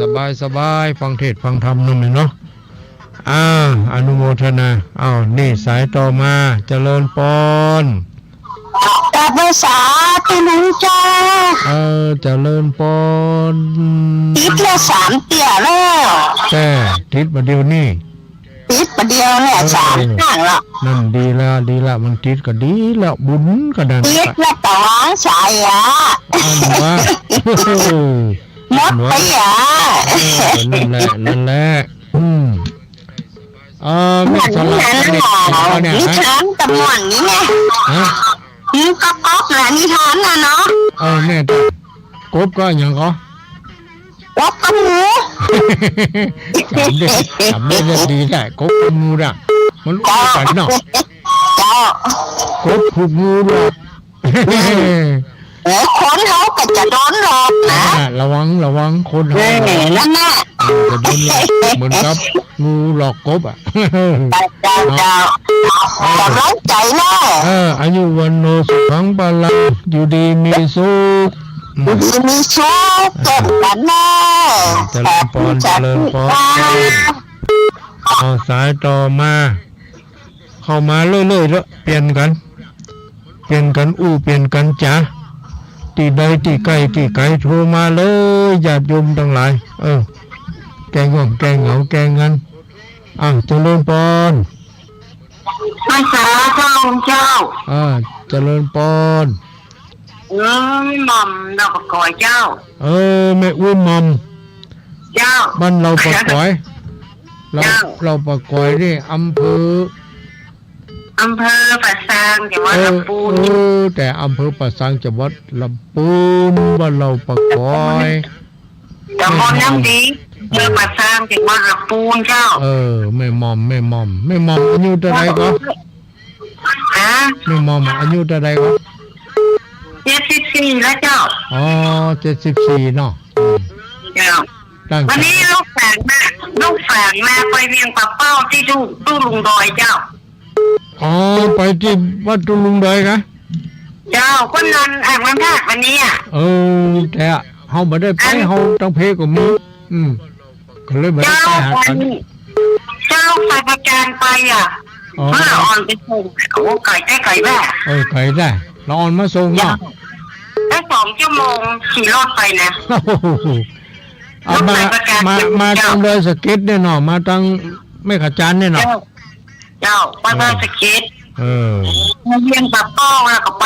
ไม่สวยไปยังไม่สวยก็หมอถึงวัดตุลุงดอยเลยแต่ถ้าสูงดอยก็น้อยเดียวก็น้อยออกไปลุ่มหมดนั่นแหละเดี๋ยวพ่วงก็นักเหมือนกันนะพ่นบอกว่านักไอ้นี่พ่นว่าตอนแล้วเลยตอนแล้วเมื่อเนาะส่งน้ำพระธาตุเจดีย์เปิ้นมีประเพณีเปิ้นเนาะกูปี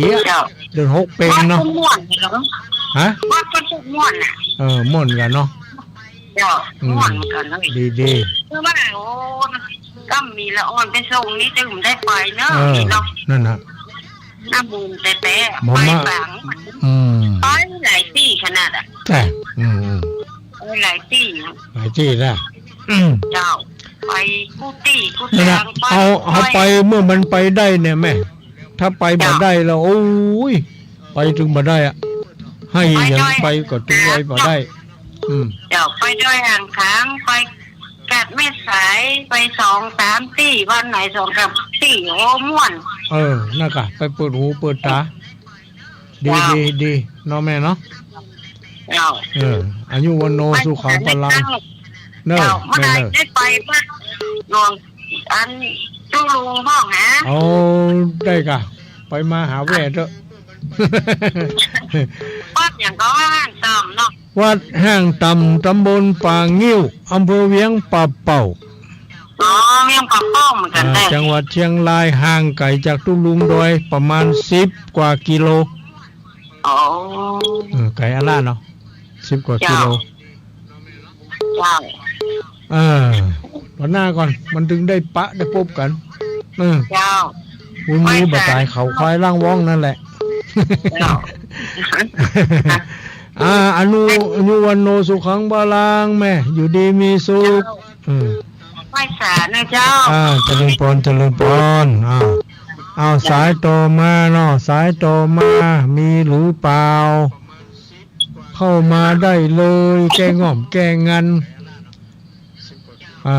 มันบ่เครียดเนาะมาแล้วเจริญพรไปจ้าคุณเจ้าไปฟังอยู่เนอะฟังอยู่เนาะเจ้าแม่ยังฟังขึ้นได้รุ่นนี้เจ้าได้หมอกเจ้าแม่ยังไม่ฉลาดได้ก็แม่อย่างนั้นเนี่ยฮะแม่เลือนเห็นต่อวังแม่เลือนแสนต่อวังเหนือเจ้าฟังฐานนี้นายเห็นฐานนี้ได้หมอกเจ้าได้หมอกเรดิโอของคุณโยมดารุณีเจ้าชัดเจนดีเนาะแม่เนาะเจ้าชัดเจนดีเจ้าขอกำลังใจพระคุณเนอะเจริญพรนะแม่เนอะอยู่ดีมีสุขอันวันควรยืนเจริญพรสายต่อมาเอาเนาะมันเวลามันมีนักอยู่หลายอยู่ไผที่บ่เคยโทรก็โทรเข้ามาพ่องอีแม่จะใครโทรหรอโทรบ่จ้างว่ะเอาไว้รับเหียลูกหลานเขาจ้างโทรมากดรับเหียได้นะฮัดเอ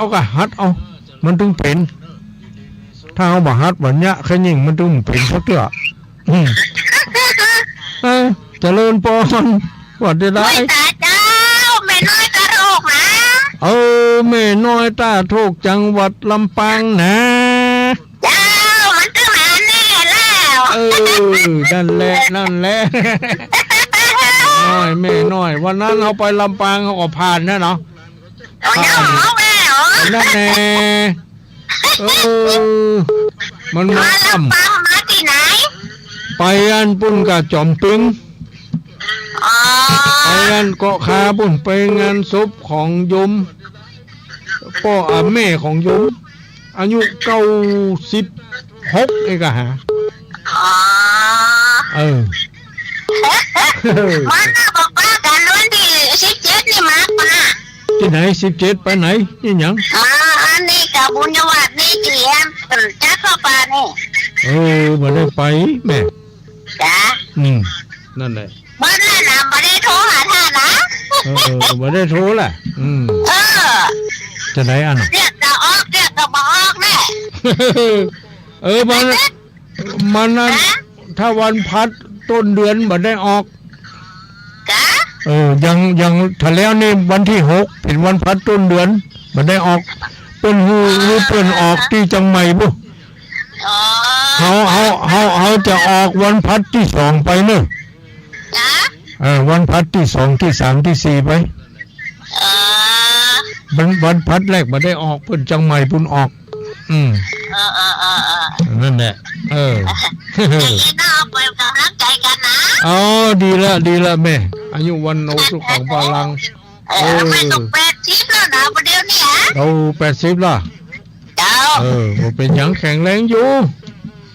แข็งแรงอยู่ไปได้เสมอนั่นน่ะไปได้สบายสบายอยู่ครับจะไปถามหามันโลกปล่อยมันไป เป็นได้ก็หายได้เนาะ นะกะเป็นได้ก็หายได้ทุกอย่างอยู่ที่จิตใจของเรา หมอชุกใจสบายใจก็พอแล้ว นั่นแหละคะแนนจะไปเครียด ผมต้องมาเครียดทุกวันนี่ฟังสมากแล้วฟังเพลงก็ไป นั่นกะฟังอย่างฟังไปสบายใจ ไปเลย นั่นแหละอายุวันโน วันนี้ก็ไปรถน้ำถาดมันแผ่นหนองแดง มันแพทย์น้องแดงเนาะ เจ้า นะไปได้ไป แม่น ดีกว่าไปบ่ได้ ไปบ่ได้ใครไปตึกโอ้ยไปบ่ได้บ่ไหวอ่ะเนาะ ไปได้ไปติ๊กๆเนาะ ไปได้ไปติ๊กบ่เป็นหยัง แม่นแม่น ละอ่อนให้เขาไปส่ง อ๋อได้ส่งนี่ ฮะ เอาหารถกับไปขึ้นรถอ่ะ ไปคนเดียวดิ ไปคนเดียวกว่านี้มีหมูตาถูกนี่มีกับแม่คนเดียว อันใด ไปก็ขึ้นรถไปเนี้ย นะบุญกินบุญทานดี มันนี่ไปเนาะสบายใจเนาะ อากาศสบายใจอยู่ที่เก่ามันเครียดโล แม่นถูกต้อง ไปเปิดหูเปิดตารู้หันนี่พ่องกันจากันไป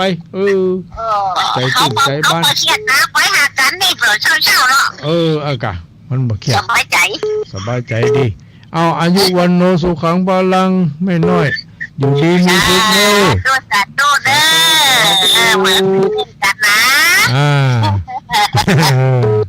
อายุวันโนสุ เรื่อง ขัง ป้า พ กับชัก ลั วั ง นเนาะ เรื่องป้าชักวัน มึงปะกันแน่ แหละเนาะเจ้าจุกดี ตรงนี้อายุวันโนสุขังพลัง เจ้า สายต่อมาเอายังมีเวลาอยู่เข้ามาได้เลย2-3 สายได้อยู่เนาะใครอยู่ที่ไหนที่ใกล้ที่ไกลบ่เคยได้โทรก็โทรเข้ามาเอามาแล้วอาจจะเริ่มปอน ไหว้ศาลหลวงพ่อเจ้า นิชลาเจซ่อน เจ้า มาแล้ว ฟังชัดเจนดีเลยเจ้า ชัดเจนนี่เนาะแม่เนาะฟังกี่คน เจ้า ฟังคนเดียว ว่าทั้งกระหม่อมดีเลยเจ้า อยู่ที่นอนฟังคนเดียวอะฮะ ว่าได้นอนแล้วเจ้าสันสาอยู่เจ้า ดีเนาะตาดีอยู่กะ เจ้า สันสาน่ะตื้มเก่าเนี่ยมันเด้นี่ แต่สันด้วนซาใส่ของนี่ เอาใส่ไข่เจ้า ใส่ไข่ เจ้าใส่ไข่แจ่น้ำแหล่เลยเจ้า แต่เจ้าลงบอกมาแอบใจซ่อนพอเหรอ ก็แล้วก็ไปแล้วไปวัดอะไรอย่างก็น่ะไปตรงวัดตรงไหนน่ะวัดอะไรอย่างก็เข้าไปในเจซอนนั่นเนาะเป็นไร วัดอะไรอย่างก็อยู่ในอยู่น่ะเอาไปเมื่อน่ะพ่อจะซ่อนกะมันสีเดินมุนก็เจ้าแม่น่ะก็หาที่อันไปจุ่มนุ่มไปอย่างกันฮะน่ะเจ้ามันสีเดินมุนแม่น่ะไปแล้ววะไปไหนฮะวัดป่าโพธิญาณก่อนมีงานวันผูกนะงานศพของทุกเจ้านะเจ้าวันเธอเนี่ยเจ้าอันนั้นมันได้ไปเจ้าโอเคเด้ออยู่ดีมีสุขเจ้าอันนี้เหมือนคนยืนสาธุสาธุเจ้าสายต่อมายังได้อยู่2 สาย 3 สายเข้ามาได้เลยใกล้จะจบจะสิ้นแล้วจะหมดเวลาแล้วนะใครจะโทรก็โทรมาเฮียยังได้อยู่รายการนี้รายการปฏิบัติธรรมวันพฤหัสบดีเนาะเจริญพรเจ้าให้สาเจ้าต้องลงโทรมาจากบ้านห้องนะเจ้าโทรมาจากบ้านห้องอำเภอบ้านห้องจังหวัดลำพูน98.75ชัดเจนดีเจ้า98.75เนาะพ่อเดินพ่อไว้ทีเนี่ยกับไว้สาทุกคืนนะแต่นะเจ้าที่ทุกเจ้าหลายๆนักเจ้า ชัดเจนดีเจ้า อ๋อชัดเจนดีเนาะแม่เนาะ เจ้า ดีละอายุวันโนสุขังพลัง จุงเด้อเห็นว่าฟังอยู่สาธุ อยู่ สา ดี ธุ อยู่ เจ้า ดี ขอให้ อยู่ สา ดี เจ้า อยู่ดีมีสุขอายุมันควรยืนเจริญพรยังได้อีก2 สายได้อยู่เข้ามาไวๆใครที่อยากจะโทรมาก็โทรมาเฮียใกล้จะหมดเวลาแล้วเข้าใจ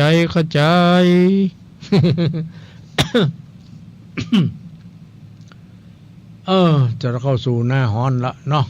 อากาศก็อาจจะเปลี่ยนแปลงหน้าฝนเนาะก็ตามฤดูกาลมันเอามาแล้ว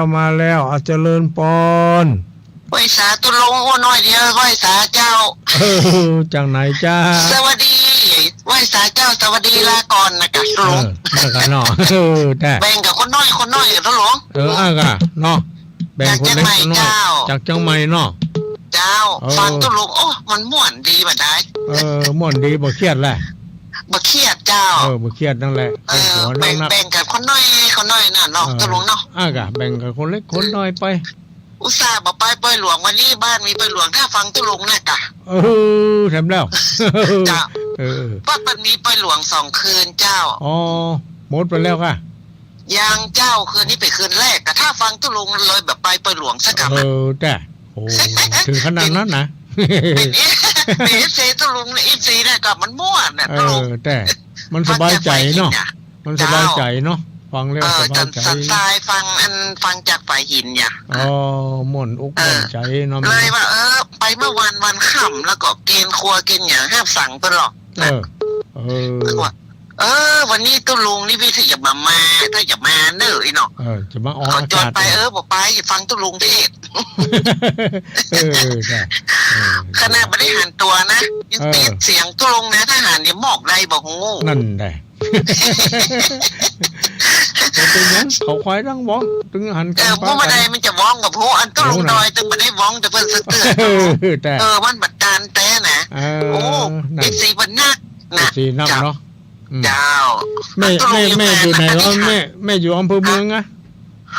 อันอยู่อำเภอสันทรายเจ้าจากอำเภอเมืองมา12 กิโลเจ้าอำเภอสันทรายเนาะมันก็เขตติดต่อกันนั่นน่ะใกล้ฮะแต่ก่อนอยู่ในเมืองบัดเดี๋ยวนี้มาอยู่บ้านนอกเพ็กสันทรายเมืองมาหมาล่ะตุลุงมันบ่เหมือนตั้งชนบทเฮาอ่ะได้เนาะแต่เปิ่งกันได้รู้ทั้งเพ เย็นใจดีเนาะรถลาผมพอนักพอหนาเอกอะทั้งในเวียงต่างคนต่างอยู่มันบอกม่วนก่อนอยู่กูคำเจ้าได้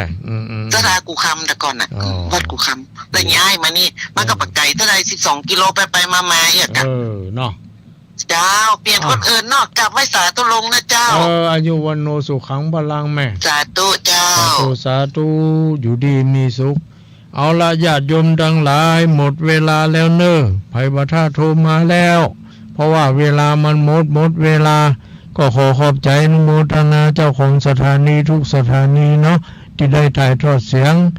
ปฏิบัติธรรมวันพฤหัสบดีดำเนินรายการโดยตุลุงวัดทางต่ำตำบลปางงิ้วอำเภอเวียงป่าเป้าจังหวัดเชียงรายตอนนี้ก็หมดเวลาแล้วขอความสุขสวัสดีจงบังเกิดมีแก่ทุกคนทุกท่านที่รับฟังรายการทุกคนอยู่ดีมีสุขอายุมั่นขวัญยืนเจริญพร